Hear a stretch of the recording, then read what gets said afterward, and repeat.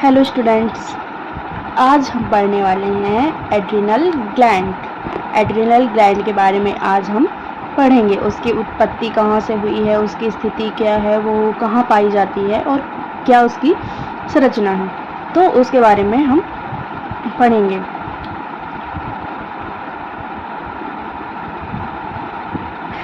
Adrenal gland क्या होती है? ये मेडुला और कॉर्टेक्स रीजन में पाई जाती है।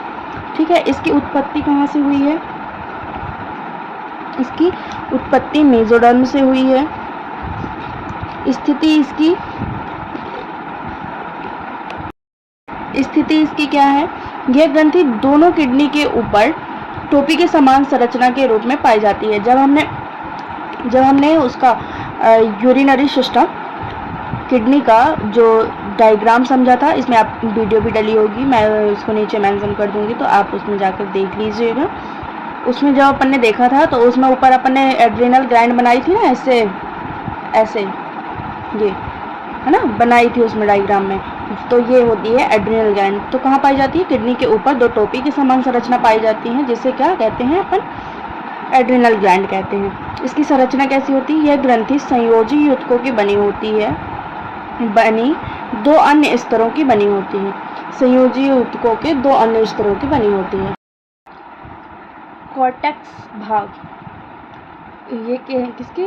दो संयोजी ऊतकों के तो दो अन्य स्तरों की बनी होती है। इसमें कॉर्टेक्स भाग होता है और मेडुला भाग होता है एड्रिनल ग्रंथि में। तो कॉर्टेक्स भाग में 4 हार्मोन निकलते हैं। कौन कौन से? लिंग hormone, मिनरेला कार्टिकोइड and glucocorticoid and cortisone. और मेडुला भाग से 2 हार्मोन निकलते हैं, एड्रिनालिन और नॉन एड्रिनालिन। एपिनेफ्रिन, इसको अपन एपिनेफ्रिन और नॉन एपिनेफ्रिन भी बोल सकते हैं। एड्रिनालिन के कार्य क्या होते हैं?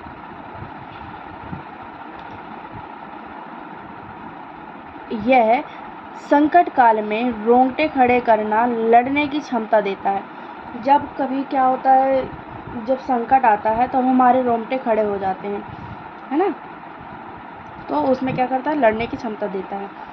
यह पुतलियों को फैलाने में सहायता करता है।